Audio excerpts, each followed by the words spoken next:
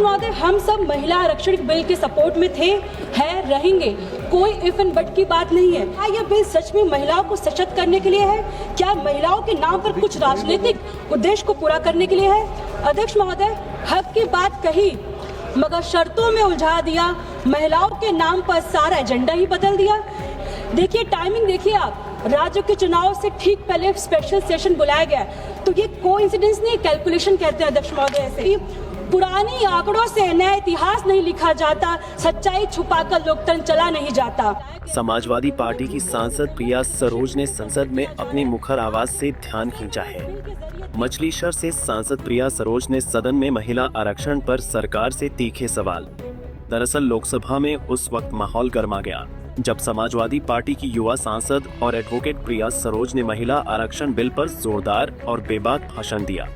प्रिया सरोज ने जहां महिला आरक्षण का समर्थन किया, वहीं इसके मौजूदा स्वरूप पर गंभीर सवाल खड़े करते हुए सरकार को कटघरे में ला खड़ा किया। संसद के भीतर प्रिया सरोज का अंदाज आक्रामक और मुद्दों पर सीधा प्रहार करने वाला रहा। उन्होंने साफ कहा कि महिला आरक्षण बिल का उद्देश्य सराहनीय है, लेकिन इसमें सबसे बड़ी कमी यह है कि ओबीसी महिलाओं के लिए अलग से कोई स्पष्ट प्रावधान नहीं किया गया है। उनका कहना था कि अगर महिला सशक्तिकरण की बात हो रही है तो इसमें समाज के सभी वर्गों की महिलाओं को बराबरी का अवसर मिलना चाहिए, खासकर ओबीसी वर्ग की महिलाओं को।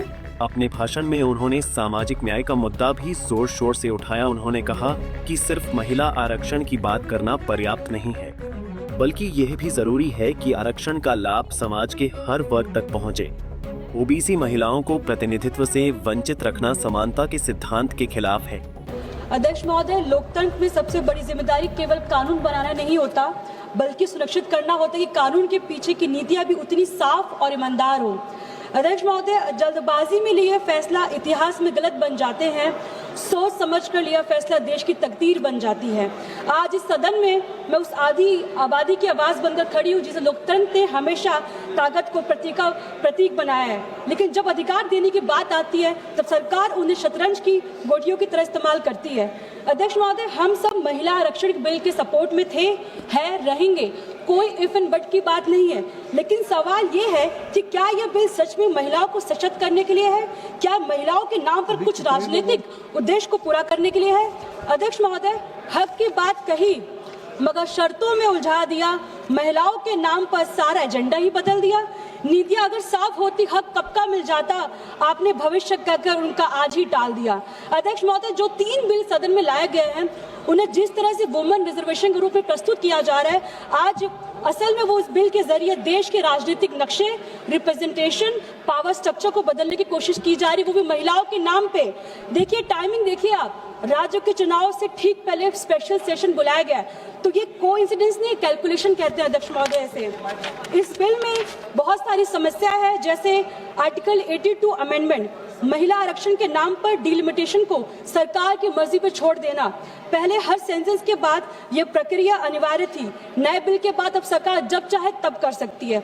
दूसरी बात, पुराने आंकड़ों से नई सीटों तक तय करना रास्ता खोल दिया गया है, यानी 2011 के जैसे सेंसस के आधार पर 2029 के चुनाव कराया जाएगा।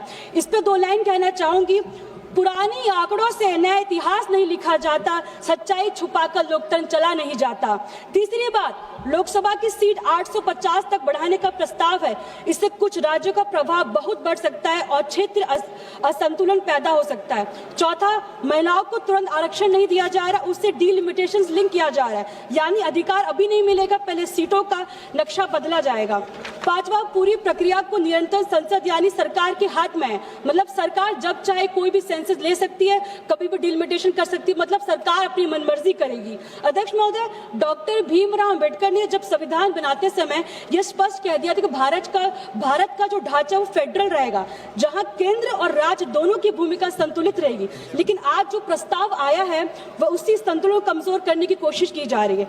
डिलिमिटेशन के बाद कुछ राज्यों का प्रभाव डिस्प्रोपोर्शनेट तरीके से बढ़ सकता है, जहां इसी तरह उत्तर और दक्षिण का संतुलन और राजनीतिक तनाव भी बढ़ सकता है। नारी शक्ति के सम्मान को। प्रिया सरोज के इस बयान के बाद संसद में सियासी हलचल तेज हो गई, जहां विपक्ष के कई सांसदों ने उनकी बातों का समर्थन किया। वहीं सत्तापक्ष की ओर से भी इस पर जवाब आने की उम्मीद जताई जा रही है। फिलहाल यह मुद्दा अब संसद से निकलकर सियासी गलियारों में भी चर्चा का केंद्र बन चुका है। आने वाले समय में महिला आरक्षण बिल और उसमें ओबीसी महिलाओं की हिस्सेदारी को लेकर बहस और तेज हो सकती है। Bureau report, Punjab Kesari TV. लागू कीजिए, डिलिमिटेशन बाद में कराइए, लेकिन अधिकार